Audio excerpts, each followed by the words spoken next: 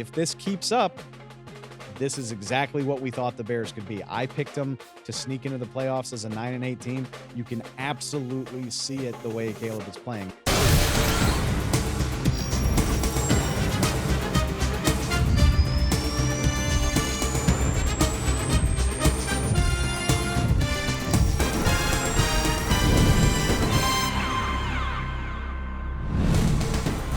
Welcome to the NFL on Fox podcast, presented by Verizon, the NFL powered by Verizon 5G. I am your host, Dave Helman. Loaded Tuesday show for you guys. Carmen Vitali of foxsports.com is going to drop by to recap, we'll call it an interesting Monday night game between the Bills and Jets. We're going to have some fun looking at some of the statistical outliers so far this season, looking at blind resumes for some names you might expect, some names you might not. So much to get to there. Of course, we're going to have our week 7 power rankings as we move forward into the next week. But first, as we like to do coming out of the weekend, lot of news and inside information coming out of Sunday. And to recap it all, we were joined, as we always are, by Jay Glazer to go through everything. Check it out. All right, Jay, let's dig into some of these storylines coming out of week 6. For starters, unusual, a little bit of a scary situation I wanted to ask you about. Jim Harbaugh yesterday coaches the LA Chargers to a win over Denver. They get up to 3-2, but not before he had to exit the sideline before the game. He said afterward he had a heart arrhythmia. Yep. Obviously, I mean, it sounds like it had a happy ending, but a strange situation for a coach to have a medical issue before a game. Well, look, there's no game plan for when that's going to pop up. And it's the second time it's actually happened during a game. Happened for him in the Niners in 2012. And in that, what happens, they actually go in and they kind of shock your heart to get it back on track. So they did that in 2012. J.J. Watt, it happened to him during a week when he's playing for the Cardinals. It happened like a Wednesday or Thursday or something. He shocked it back in and played Sunday. So if you get it back on track, obviously you could be safe, and that's playing. So Jim's went back on track on its own. I know he was meeting with the cardiologist here on Monday, but it's no matter what, when you're dealing with the heart, it's scary. But he said, "Hey, I'm 2-0 in AFib." So leave it to Jim Harbaugh to be focused on the result that matters. And put stats on it. Yeah, exactly. He's the winningest coach in NFL history with AFib. Happy to hear it for him. Happy for him to have that distinction. Hopefully he gets good news when he talks to his doctors. Another scary situation. This one came before the season, but from what I understand, the San Francisco 49ers obviously had that mini bye after the Thursday night game. And it sounds like Ricky Pearsall is planning to return to practice. Yeah. And remember, this was the rookie for the Niners who was shot before the season started. Do you have any extra information on that? I do. So he was shot obviously on August 31st. And look, thank God for how quick the response was medically, but also where it went, because it went in and went out without ever hitting anything, any major artery, any major organs, anything like that. So they actually, while he was on IR recently, they've been ramping it up. And then about 2 weeks ago, they really ramped it up. And they're hoping maybe, hey, let's get him back off. He has like a 3-week window where you could start the 21-day window. We could start practicing again to activate him. But when they ramped it up on him a couple of weeks ago, the area got sore. So they said, let's just slow it down a little bit. Well, then, they gave him some rest last week. Now he's ready to go. What a great story that a guy like Ricky Pearsall, who is so close to millimeters away to a life-threatening incident. He's coming back. He's supposed to return to practice today. They have a bonus practice. I believe it's today. And he's going to practice. It doesn't mean he's going to play this Sunday, but at least they get him back in. And look, great thing about a locker room is your support system in there. It's unlike anything you've ever been around, man. And the locker room, if the rest of the world was like a locker room, we wouldn't be so messed up and having so many damn problems. You can fight out your problems. You fight them out real quick. You love each other right after that. You joke about everything. But, man, when something like this happens, you bond together and you walk this walk together.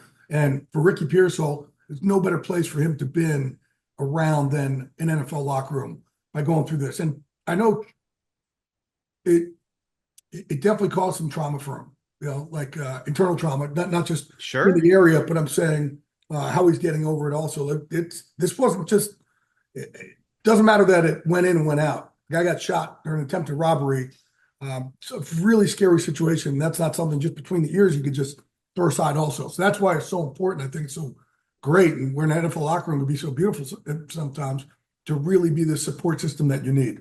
So he gets back to work today, and it's just an incredible comeback story. And something that the 49ers, to have another weapon in that offense, as Brandon Ayuk finally starts clicking, right? And Debo really starts ramping it up here. It's really great for the 49ers to have that other weapon. They always hoped he would be when they drafted him. It's crazy. I mean, when I heard that news, and obviously, like, it goes so much further beyond football. When somebody is shot, their life is potentially in danger. I wouldn't have been surprised if he had missed his entire rookie season. I mean, and that wouldn't have been surprising or wrong at all, with all that it takes to come back from that physically as well as mentally.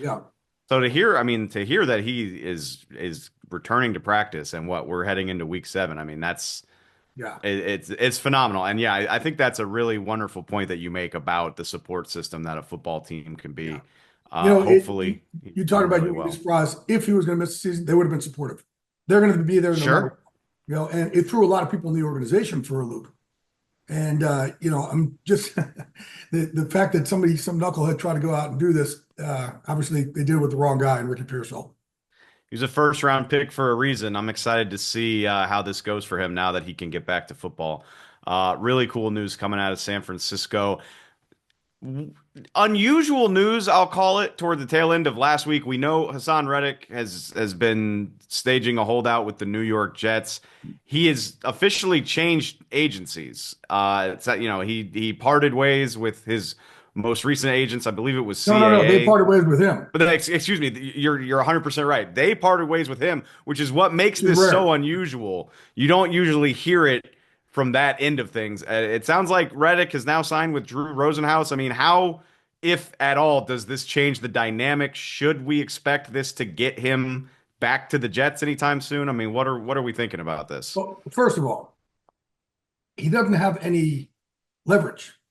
And if he decides to keep this holdout going, and let's say he decides for the whole year, his contract holds, which means they still have his rights for next year also. The same deal.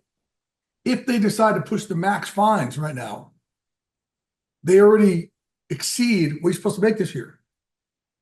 So they thought they had a deal worked out with him earlier in the year, and he just decided not to take it, and wasn't, from what I understand, wasn't very communicative with the agents about it right at that moment. And I think the Jets are surprised because they thought they had a resolution with him. And I know the resolution also was to make enough where they're going to give him a raise where it would basically counteract the fines that he already had, and also ability, I think, to make some more as well. And they thought they were in a great place, and then it just didn't happen. So I think the Jets were just confused. The agents were confused. I think the reason why the agents dropped him is because other agents were using that against them in recruiting. So they're like, oh, look at the mess that they have with Haason Reddick, whatever it is. Like, the agent game is a dirty business. So they can they can weaponize it however they want. And I think it was just, that was, probably one of the tipping points. I don't know if it was everything, but I know with agents, you get one little opening, they're going to use it and run with it. So I know that Drew Rosenhaus is planning to meet with the Jets. I'd be surprised if the Jets did anything long-term. It's not like anything is warranted at this point to say, oh yeah, you've proven yourself, let's do something long-term. I know Drew Rosenhaus wants to get a resolution and get something worked out. And Drew's easy to do business with. So it'd be interesting to see if he can do something differently than what CAA did. But at this point, I don't know if the Jets are going to really change what the original offer was. I don't know why you would. I mean, we're getting close to halfway through the season, and no training camp, hasn't been in the building. Yeah, I mean, you laid it out perfectly. And I think know that gets lost sometimes, is like, people like, oh, you just sit out for the year. If you sit out for the year, you're going to wind up back in the same place you were. I'll say this, though. If I'm Haason Reddick, I want to play for Jeff Ulbrich. Absolutely. Absolutely. You want to get your stats up there, I want to go and play for Jeff Ulbrich. Well, that's a perfect segue Or because Robert Saleh. Yeah. I did want to ask you that. Obviously, we're recording this on Monday morning before Jeff Ulbrich makes his debut as Jets interim head coach, but it's a big spot for him. We're going to be learning a lot about him over the course of the year. I heard you say, Robert Saleh, despite being let go early, has been very supportive of him in this opportunity. What do you think we're going to learn here about Jeff Ulbrich, not only tonight, but over the course of the rest of this season? Jeff is a tough dude, man. Like Jeff, it was a player. You're like, he'll fight you before you'll fight him. And that's the attitude you want in a guy like that. Players love him. And again, he played middle linebacker for the 49ers. Then he backed up Patrick Willis there. He was a try-hard grunt type of dude, but he kind of had this fighter mentality. And same thing as a coach. And look, there's a lot of coaches that have thought that, we call him Brick, that he was ready for this job. He's been ready for this job. So like the moment he got the job, all these coaches reached out to him saying, Dan Quinn has groomed this guy forever to be like the next coming and loves him. Raheem Morris, Matt LaFleur, Sean McVay, like all these cats just reached out to him, knowing what he could do. And even Robert Saleh reached out to him saying, Brick, we knew you could be a head coach at the end of the year anyway. Go get it. You got a playoff team over there. Go get it. Go get what's yours. So that was big as Saleh as well. But my point is there's no denying, what like kind of the leadership qualities of Jeff Ulbrich. Now he has to overcome the culture with the Jets. It starts from the upstairs down. I say upstairs, I don't mean Joe Douglas, I mean the owner, Woody Johnson. Right. There's a reason whenever a team loses year after year after year after year, and an owner doesn't look inside himself and go, where am I culpable? Where am I the issue?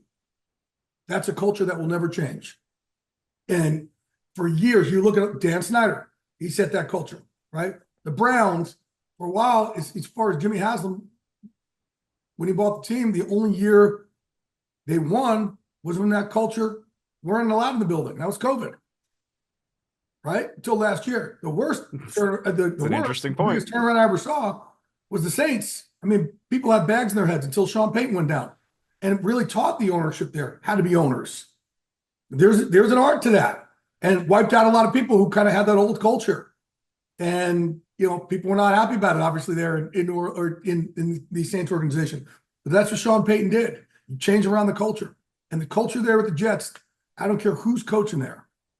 You could have Vince Lombardi there, right? Again, if something doesn't change from the top, Woody Johnson, things aren't going to change. Brick could be the greatest coach of all time. Things aren't going to change. It starts with ownership. It starts with the culture. It starts with, and there's so many other things that go on with it. How often an owner will jump in and how often an owner will meddle and how an owner, people walking on eggshells in certain instances. And obviously, this isn't guessing. This is fact because you've seen perennial year after year after year after year, change after change after change after change. Ownership has to look inside themselves and say, where do I need to make a change? It changes culture. This is so uniquely interesting because, we see it almost every year where an interim head coach can step in and kind of catch lightning in a bottle. I mean, Antonio Pierce did it last year. I remember Rich Bisaccia had that really fun run before that. Not only does Jeff Ulbrich have the potential to do that, but it's New York City, man. And Aaron Rodgers is there, and it's clearly a talented Jets roster.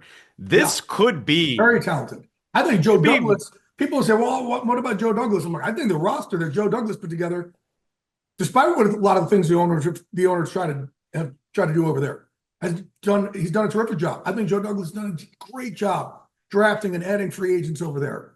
And they got plenty of cap room right now also. He's done a really good job. But yeah, he has the talent to go do something here with this team. Kind of ownership gets out the way over there. And I will tell you this too. It'll look different because they are going to commit to the run. That's one thing Ulbrich wants to do is make sure he commits to the run, which it will help out Aaron Rodgers. Right. And I think you need to do that at this point also. So Aaron, then it's not all pass, and people will just tee off over there. You got to establish that run. And I think Ulbrich, without a doubt, will swing away as hard as he can to make sure and try to commit to that run. And I know Aaron's on board with that.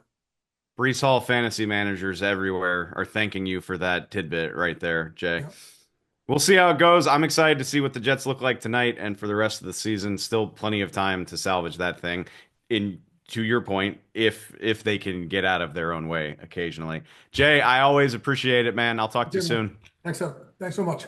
Thanks again to Jay. Always fun talking to him. And now, several hours later, we have that first look at Jeff Ulbricht's NFL coaching debut.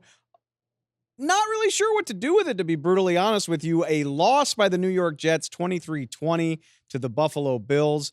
Encouraging because the Jets offense and Aaron Rodgers played about as well as they have all season. Discouraging because I lost track of the number of penalties. A sluggish, ugly game. Joined now by Fox Sports reporter Carmen Vitali to go over it all. Carm, the Bills outlast the Jets 23-20, or maybe I should say we all outlast the referees. Because the Josh Allen scrambling for that first down to put us all out of our misery was just a collective sigh of relief. Great play call by Joe Brady and Yes. Josh Allen, by the way. Like the fake right, Josh Allen keeper to the left, Yeah. and mercifully we get out of here, which is a shame because this was shaping up to be a really fun, memorable game. Like the Jets, like I said, under Jeff Ulbrich, he makes his debut, 393 yards of offense. Aaron Rodgers had some vintage Aaron Rodgers moments. Yes. The fourth Hail Mary of his career. He finishes the first half looking like it's 2016, 2017. And then that throw to Alan Lazard. Both of those throws were to That's Alan true. Lazard, by the way. Yeah, they were. The Hail Mary was to Alan Lazard, and then I'm not even gonna call it a tight window throw because it was like a whatever's smaller than that. To Alan Lazard. He fitted into Terrell Bernard's armpit. I believe it was Terrell Bernard. Third, like in through his arm. That was at a right angle. It like bounced off of his hip and into Alan Lazard's hands. But it just really absolutely ridiculous. It really looked like we were headed for this like classic finish, and it was a close game. Bills get out of there by the skin of their teeth, but I mean, 22 accepted penalties on the night, I believe. 22, yeah. 29 flags thrown. I've never seen an instance. I think we made it to 30. I think it was 30 flags thrown. I don't remember a game where there were so many plays with offsetting penalties. Dave, there were 204 penalty yards, and if penalties were a player, they would have led both teams in scrimmage yards. Just think about that. That's disgusting. That ruined my night, honestly. And you're right. It was a better performance from the Jets from jump because the Jets they had the worst PFF grade in the first quarter of any team in the league coming into this game. And then after the first quarter, they had like 124 yards of offense. They had 10 points on the board.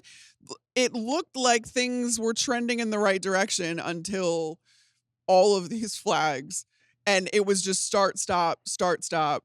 When you consider that each team had like 59 to 60 offensive plays, and there were 30 penalty flags thrown. I hate talking about refs. Like I hate when people blame the refs. I know. And I don't even feel like the refs screwed somebody tonight. They just all around No, exactly. were a little too flag happy. Like when Aaron Rodgers, who is 40 by the way, is criticizing the refs for an roughing the passer flag penalty that benefited exactly. him. You know we've jumped the shark. On the field, Aaron Rodgers, you could see it on the camera. You could see his mouth, like you could read his lips saying to AJ Epinesa, that's a tough call. That like he was apologizing to AJ Epinesa. I Googled the crew in charge of this game halfway through the third quarter. Yeah. Because I wanted to know who was responsible for it. Rough night for them. We'll just say that. Even still, all of that aside, it still managed to be I'll say a dramatic game. Like I said, it was great to see Aaron Rodgers play like vintage Aaron Rodgers. Underrated storyline here. James Cook was a last minute scratch. I think most people expected him to play through a toe injury. Yes. He's scratched like right 90 minutes before kickoff. Rookie Ray Davis, man. Killed it. 97 rushing yards, and he leads the Bills in receiving, with most of that coming on a really long, scramble throw from Josh Allen. But still, he had the most scrimmage yards on the Bills with 152, And we got vintage Breece Hall as well. Breece I don't know if you can call him vintage. He's not that old of a player, but let's say we got the Breece Hall we that expected. everyone was expecting Yeah. at the beginning of the season. Finally, 113 rushing yards for him. Also caught 5 for 56. So yeah, that's 169 scrimmage yards. Yeah. if I guess it depends on if you want to be like a glass half full or glass half empty person. Yes. Because I look like if you're an angry Jets fan, I get it. Because look, the penalties are ridiculous. Some of them were very boneheaded. It was. I hate to say this about a guy I've admired for a long time, but a rough night from left tackle Tyron Smith. Allowed 2 sacks to AJ Epinesa, one of which was wiped away. But then his holding flag on the goal line is one of the crucial moments in this game. It wipes off a Braylon Allen touchdown run. Yeah. 2 plays later, the Jets have to settle for a 32-yard field goal, which they missed, by the way.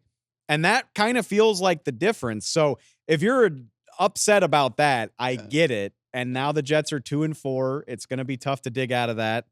But at the same time, 400 yards of offense. You got Breece Hall and Garrett Wilson going in this game. Aaron Rodgers has now looked like prime Aaron Rodgers for about a game and a half. Like he had moments in that Patriots game as well. He came so close to having his first 300-yard game since 2021, by the way. That was the last time he threw for 300 yards. 294 this game.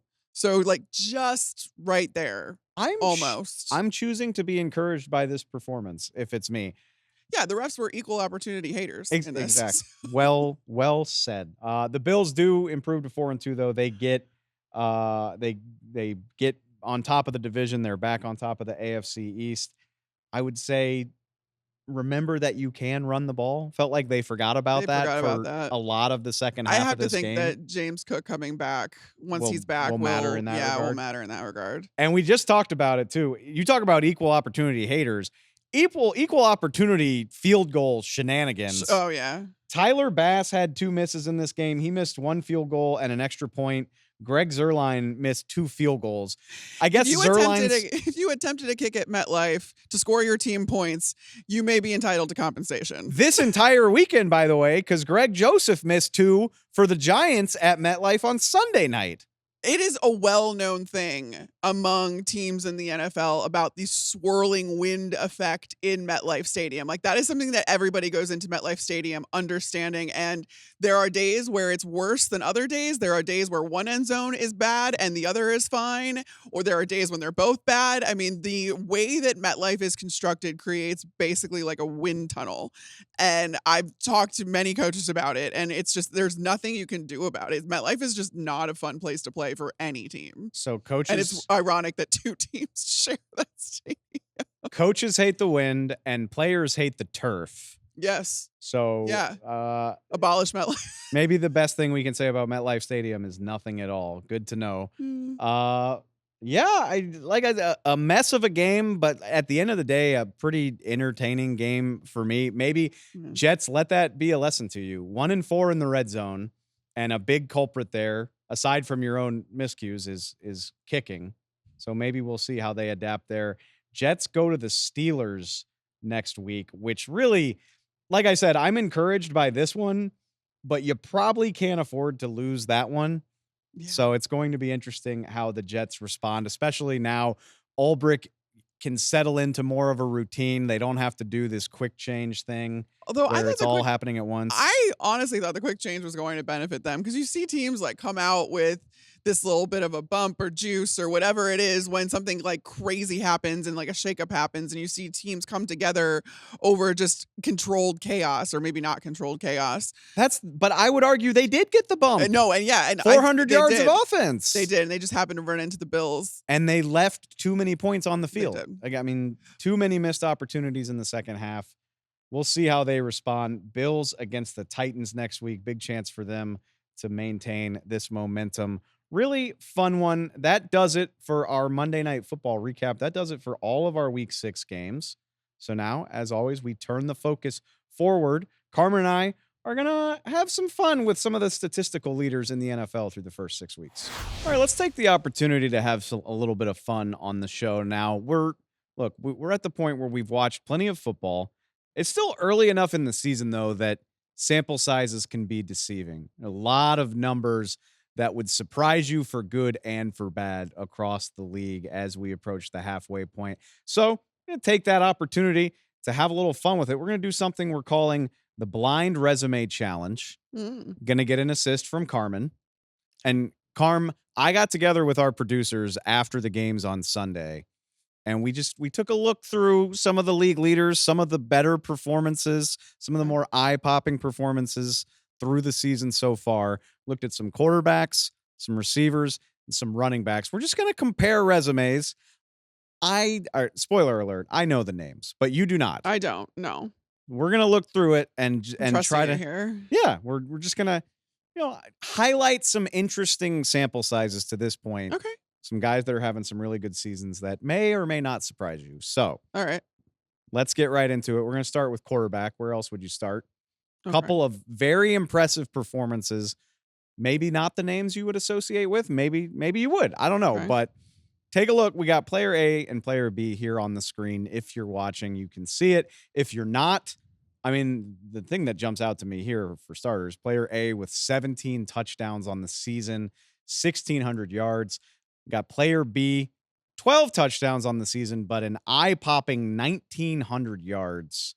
Quarterback ratings of 109 and 108. These are two of the better performers in the league so far. Yeah. So walk me through your thought process here. Well, player A is Baker Mayfield because he leads the league in touchdowns after that drubbing of the New Orleans Saints. That was personal. And it was okay. Drubbing. Can we talk for a minute about Baker Mayfield's performance? You're right. Spoiler alert. Yes. Okay. Baker threw he's 17 touchdowns on the year, 2 rushing touchdowns, by the way. Yeah. Don't necessarily associate him with rushing touchdowns, but scoring 50 points in a game where you throw 3 interceptions feels illegal. Like it doesn't feel like that's supposed to happen. I mean, the ebbs and flows of that game where it's like everybody went into like the depths after Tampa Bay got out to that lead in the first quarter.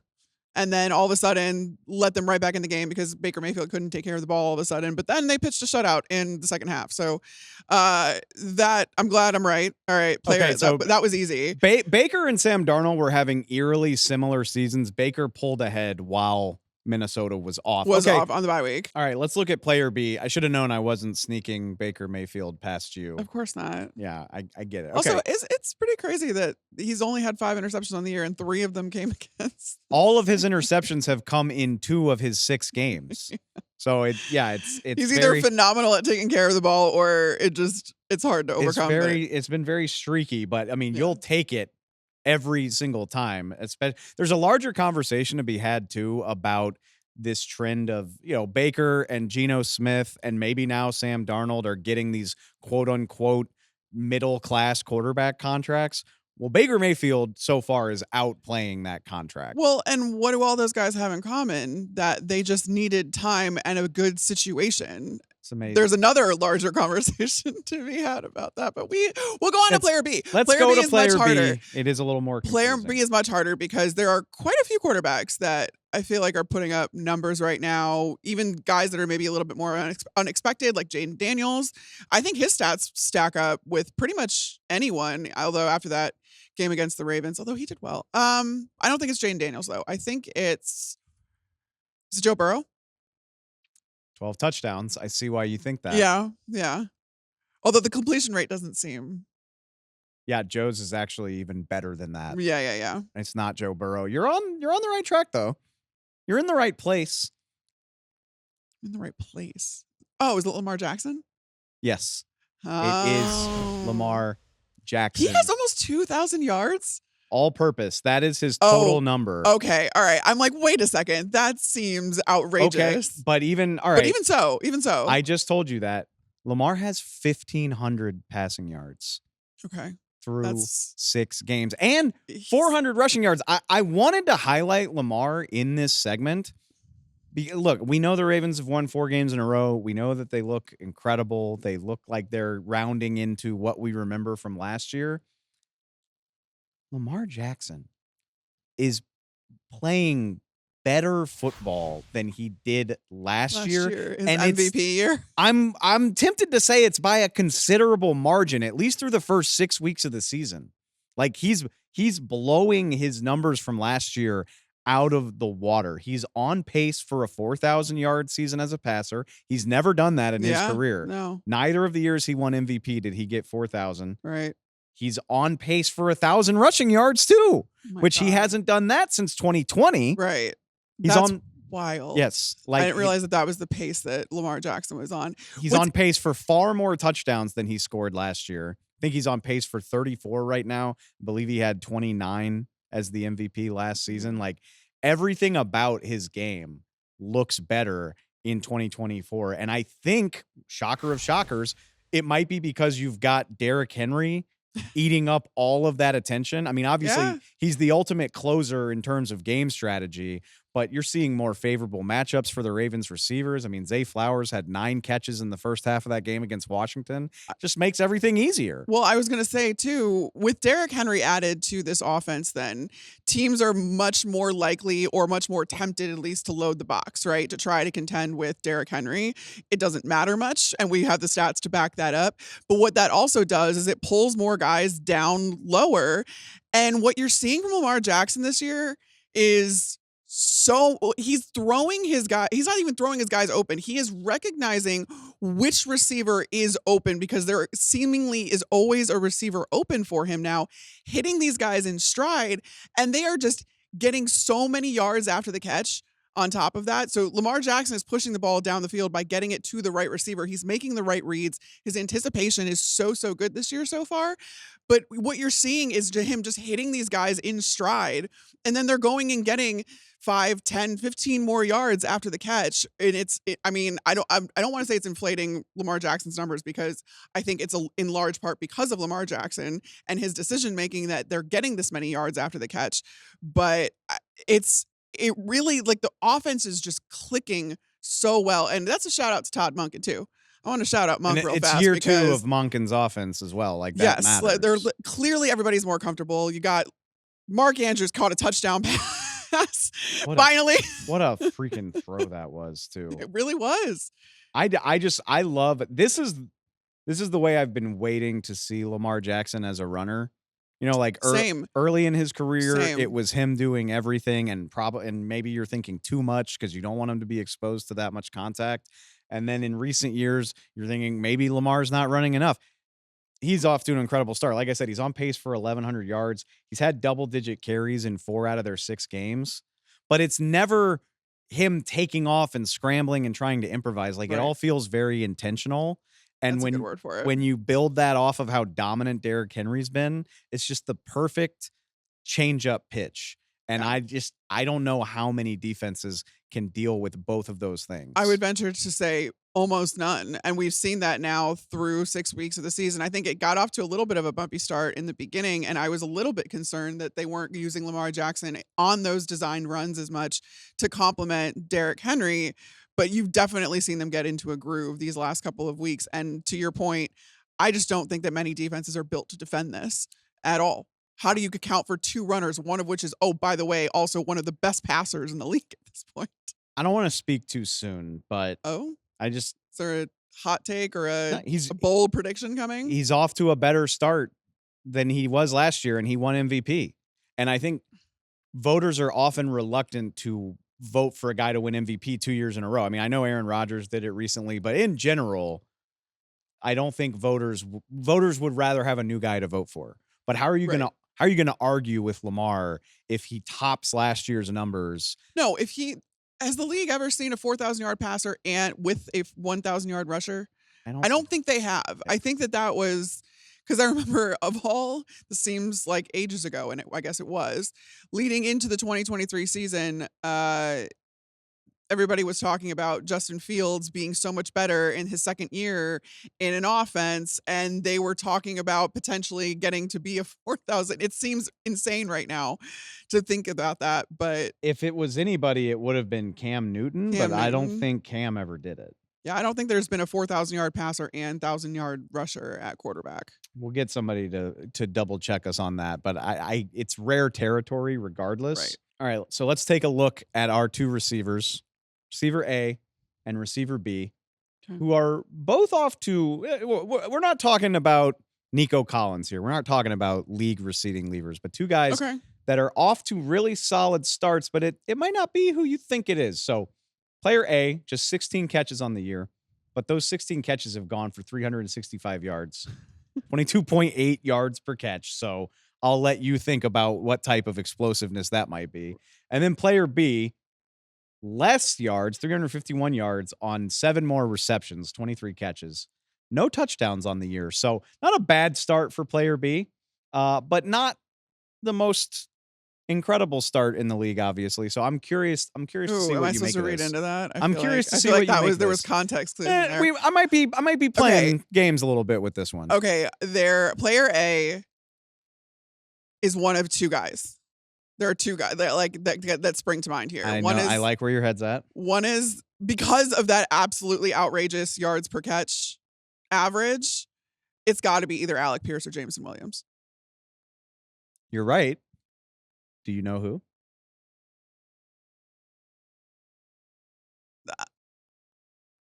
I'm going to go Jameson Williams. You're right. Yes. Which I do love that. It could have been either. I mean, there are only 2 players in the NFL with more than 300 yards on fewer than 20 catches. And it's Alec Pierce and Jameson Williams. Alec Pierce, which we're not talking about him, we're talking about J-Mo, but Alec Pierce is averaging 28 yards per reception, which is absolutely I think he's stupid. leading the league, like among qualified receivers. Yards per catch? In yards per Yes. catch, I think. J-Mo's right after him. Had an amazing day against Dallas, did it on 3 catches. That's kind of his MO. Exactly. He doesn't need a lot.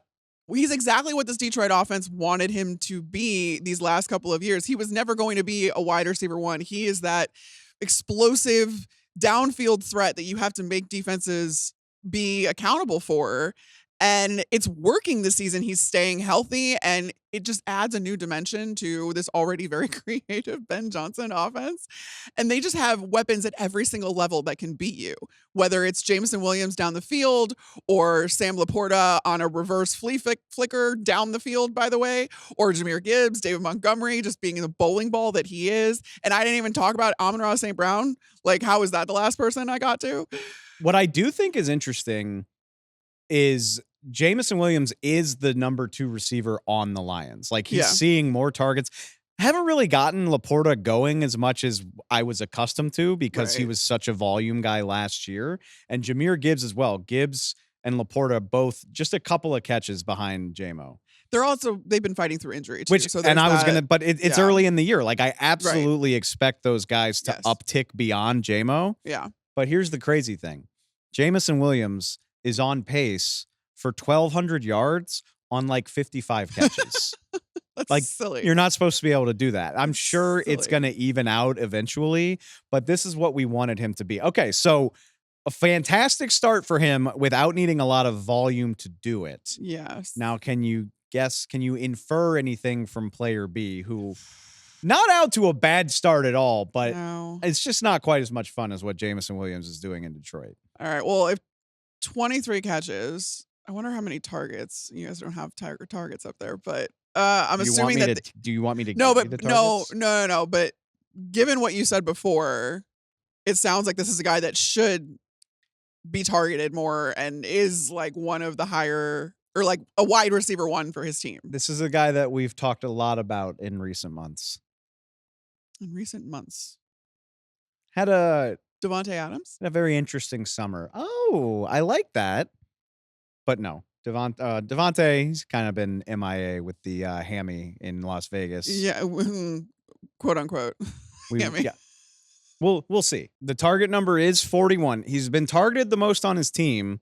He actually doesn't lead his team in receiving yards, though. Okay. All right, so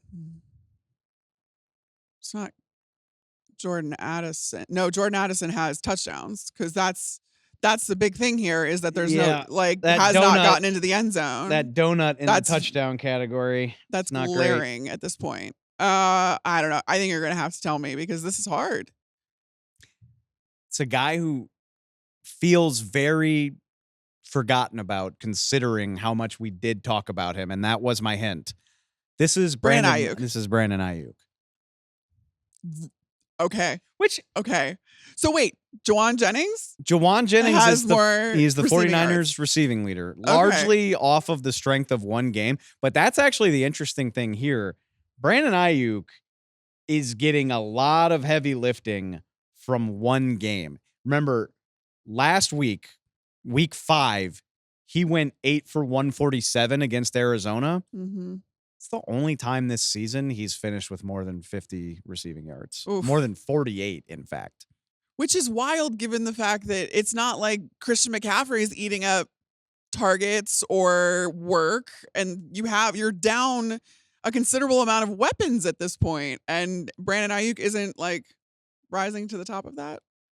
I guess it matters if you take all of training camp off. I do think that stuff matters. I mean, I'm not going to dog him too hard. I mean, 351 yards. No, that has to still rank like in the top 20. Roughly. I mean, here, I'm doing quick math right here on the set. I mean, he is on pace for like 1,000-yard season, which is not as good as the all-pro season that got him paid at the end of training camp. Right. But I still trust that there's room for him to continue growing here. I also think George Kittle is just the red zone merchant for this team right now. Yeah, that's true.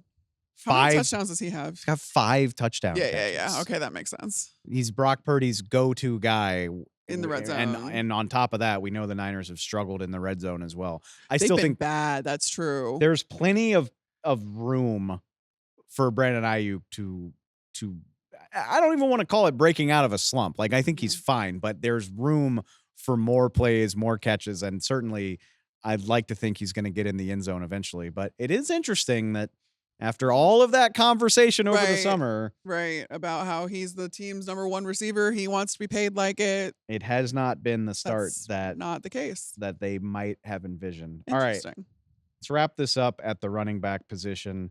2 guys that are off to fantastic starts, one of which I think I would call very predictable.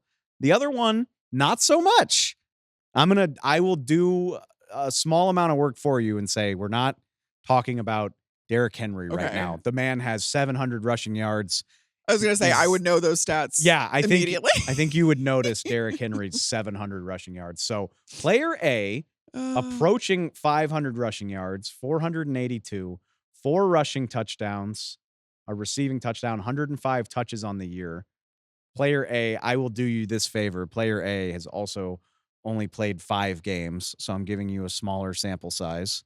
Player B, 428 rushing yards, 238 receiving yards, a little bit of a dual threat. More importantly, 7 total touchdowns on the season. Really nice start for this guy. All right, I'm going to go player B first because I think I know who player B is. Oh. Given the receiving yards and the totality of that stat line for a running back, because these are both running backs. Is that Alvin Kamara? It sure is. That was the one I was hoping would trip you up a little bit. No, I mean, that split between rush yards and receiving yards, I mean, Alvin Kamara is back to the Alvin Kamara of like 3 years ago. It's crazy. Okay, should we have the larger conversation about Alvin, or should you figure out player A first? Because I want to talk about Alvin Kamara. Okay. I'll try and figure out player A then. Is this 4 rushing touchdowns, some receiving yards? That's not DeAndre Swift, is it? I like that guess, especially with the way DeAndre Swift has come on over the last weeks. Yeah. I can't off the top of my head remember how many rushing touchdowns he has. I know he's got. It is not. Okay. Here's my hint. This guy would be the talk of the running back world if Derrick Henry was not playing right now. If Derrick Henry wasn't eating up all of that oxygen, which deservedly so. But a free agent running back, a guy who changed teams. Oh, Saquon. Yes. That was so easy. Very much. It could be Josh Jacobs too. Like Josh Jacobs true. is neck and neck with Saquon as well. But no, Saquon Barkley off to a really nice start in Philly. So Saquon's your player A, Kamara's your player B. Yeah. Saquon off to an amazing start. Really, Sunday in Cleveland is the first like forgettable game that he has had. He averaged 2.5 yards per carry against the Cleveland Browns, which, first of all, he was averaging 6.5 yards per carry going into that Browns game. Yeah, that's wild. But on top of that, so Saquon averages 2.5 yards per carry against the Browns. And, just by the way, A.J. Brown and Devontae Smith combined for 180 yards in that game. So if there's a lot of mouths to feed with the receivers back and all that. If that is stuff. the cost of Saquon having a bad game, I would say it's worth it. Remember looking some stuff up about, or seeing some stats at least about Saquon. And I mean, there's the infamous eye test too with Saquon, where this is really has a lot to do with the Eagles offensive line and how well that they are run blocking for him, because Saquon is able to get, I don't know what the numbers are off the top of my head, but his yards before contact, I have to imagine, are up there with anybody in the league right now. And that's a direct testament to what this offensive line is doing for him. And I think that we were all really excited when Saquon went to Philly for this exact reason, because how many awful lines did he have to run behind in New York with the Giants? All of them. All of them were. And finally, it was like,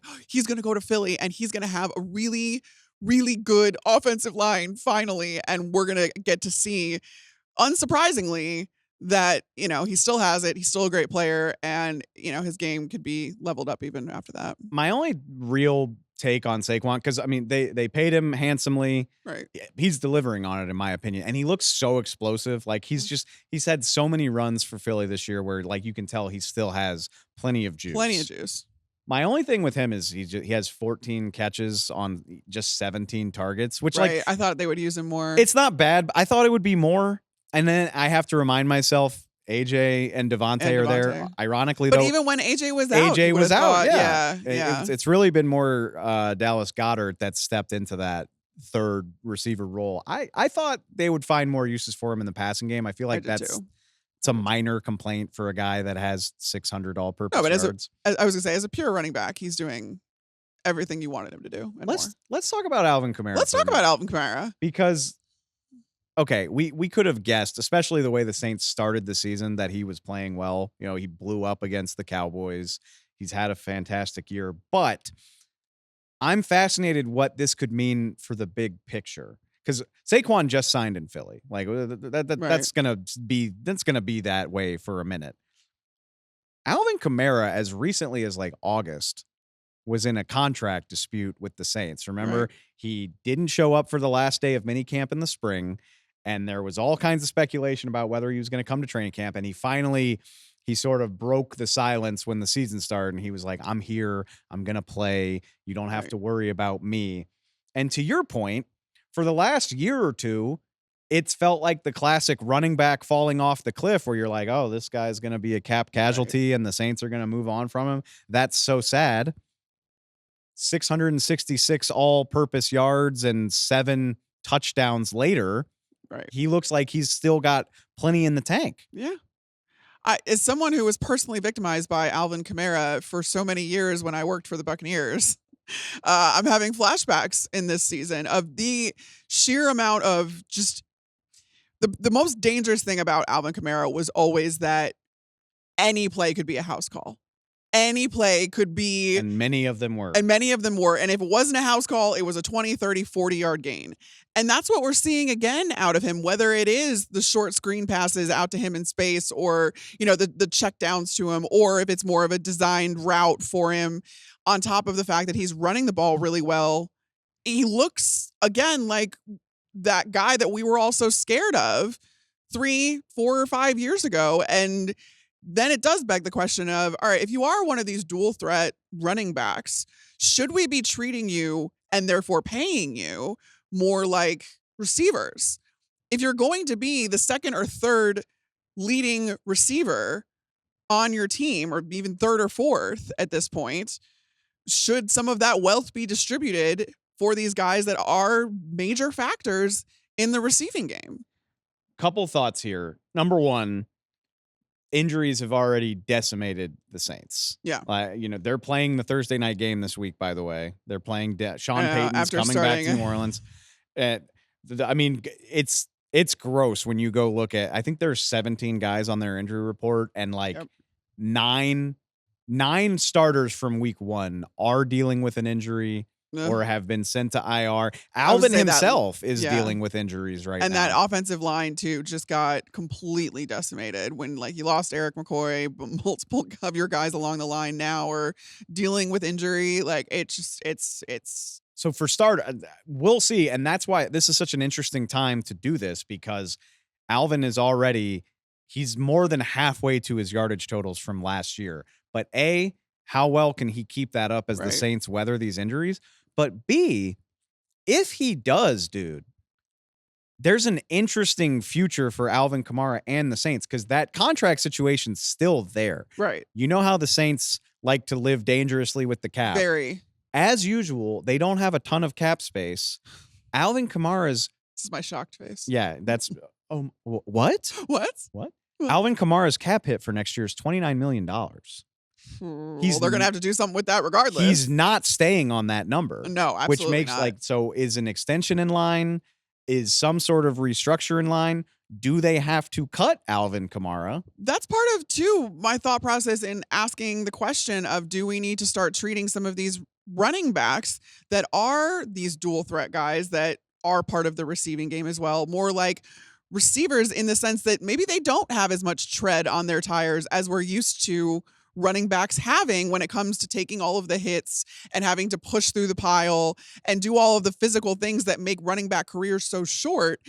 Do you get more life out of guys that are also receivers, or that factor into the receiving game a lot more because they're getting targeted more, they're getting in space, they're not taking all of these crazy hits all of the time?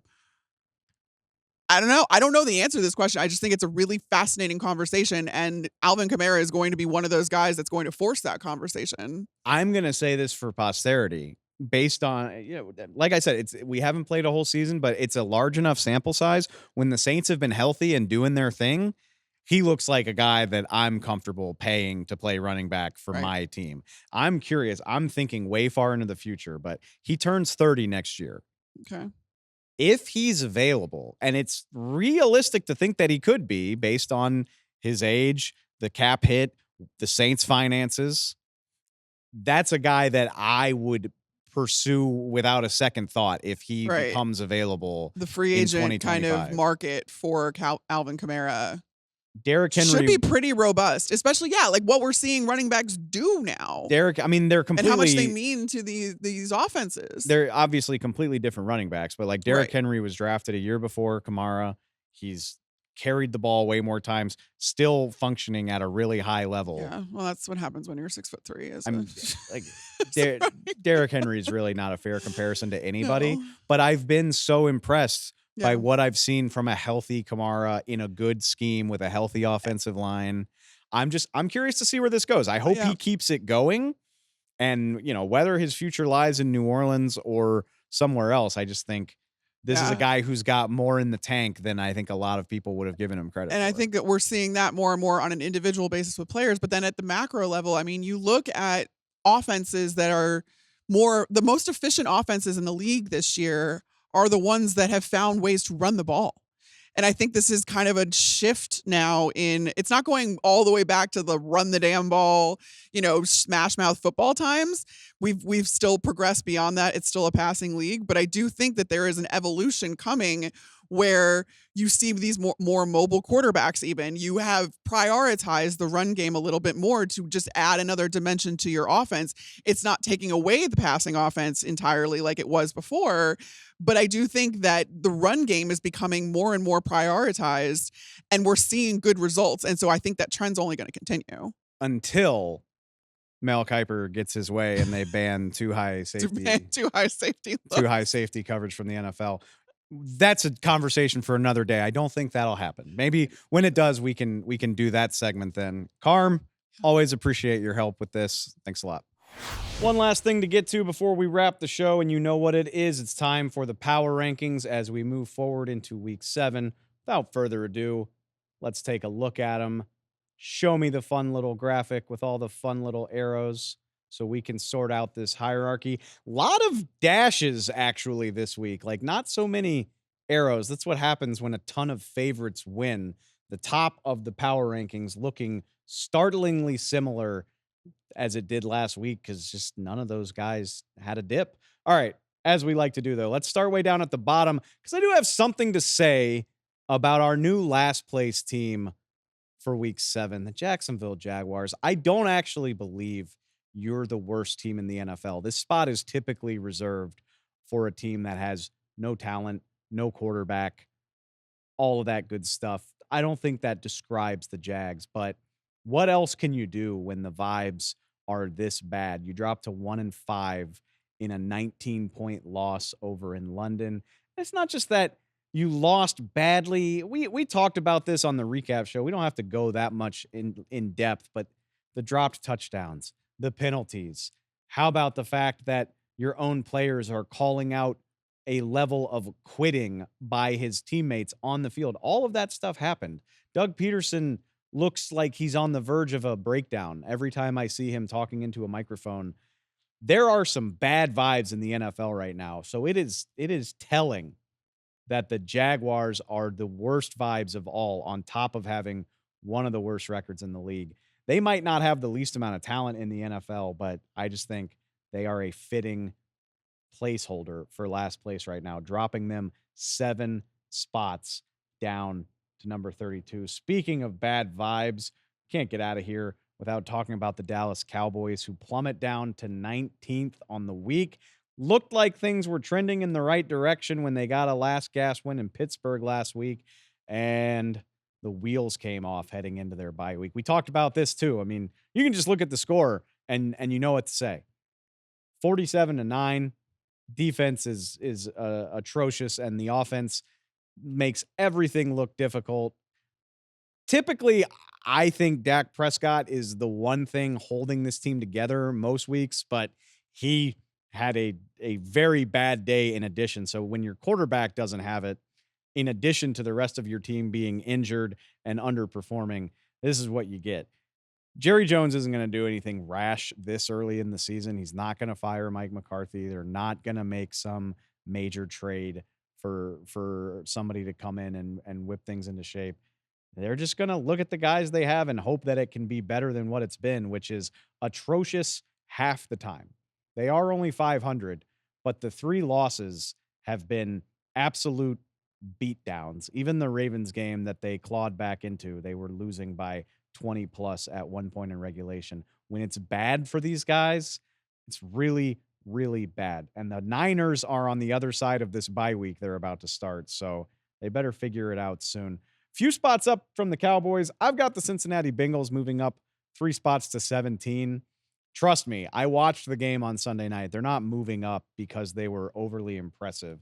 They're just moving up because everyone in the middle class of the NFL suffered a setback in week 6. That, like, all the favorites won, and so you're left trying to figure out the jumble in the middle. All I can say for the Bengals is the defense played well against the New York Giants on Sunday night, and they kept their season alive. Winning 17-7, certainly not an impressive game against the Bengals, but 2-4, you can try to find a way to dig out of this. The season's not over. I still like the Bengals' chances of being a playoff team as long as Joe Burrow and Jamar Chase are healthy. Sometimes you just got to win a clunker and move on. That's what the Bengals did at MetLife on Sunday night. So 17, right outside the range of the playoff teams, feels perfectly fitting for them. Up, though, right outside the playoff range, I gave them a big jump to the LA Chargers, moving up 6 spots to number 15. Looks like a close win against the Denver Broncos, but they were up 23-0 at one point in this game. And I think I've said this before on the show. I think I've just got to give the Chargers credit for having such a high floor. Like, I don't know how much I believe in this team as a high ceiling team. It's obvious when you look at it. Justin Herbert's great. He made some phenomenal throws against Denver. The offensive line is nice, but when you look at the firepower of some of the contenders, I don't see it with the Chargers. But Jim Harbaugh has just turned them into such a sound team. The defense is good. They're not going to have any awful letdowns. They're going to play sound fundamental football. And that's probably good enough to have them flirting with wild card contention. So big jump for the Chargers for coming out of the bye and just continuing to play solid, sound football. Now, I'm not going to spend a lot of time on the top 10. Like, you can look at it and see, like, everybody that we view as a true contender won their game. I'm not going to dock the Washington Commanders too much for losing a big road game in Baltimore. But let's talk right outside the top 10, very quietly, the Chicago Bears riding a 3-game winning streak for the first time in 4 years. I just said the Jags are currently the worst team in the league. I'm not expecting anybody to be wowed by beating up on them, but you got to be excited about Caleb Williams continuing to make this jump. The defense we know is good. It's been good across every game this season, and Caleb has gotten better each and every week, statistically as well as just the feel of the game for the better part of a month now. If this keeps up, this is exactly what we thought the Bears could be. I picked them to sneak into the playoffs as a 9-8 team. You can absolutely see it the way Caleb is playing. So I do want to see them do it against stiffer competition. I am well aware that all of the Bears wins have come against teams with just one win on the season. So we're not wowed by the resume yet. We're excited by the potential, and they are one of the 4 teams in the NFC North that is above 500. What an impressive start for the NFC North. And when they come out of their bye week, they get to go against the other big rookie sensation, Jaden Daniels. Can't wait for that one. I don't think I had it on my bingo card that the Commanders would be a measuring stick game for anybody, let alone the Chicago Bears. That's why you love playing the games and seeing where the season takes you. See what the Bears do coming out of their bye week. See what the power rankings look like next week. That does it for the power rankings, and that does it for the show. We're done with the recap. We're on to week 7. We will be back on Thursday to preview all of the action. Some bangers coming up on the schedule this week. Vikings, Lions off the top of my head. Texans, Packers. So much to get to. We'll have all the analysis, all the insight for you when we come back. Make sure you're subscribed if you're not so you can get it in your feed. Find us on Spotify, Apple Podcasts, wherever you get your pods or your NFL news, you can find us there. And I will talk to you next time. I appreciate it so much.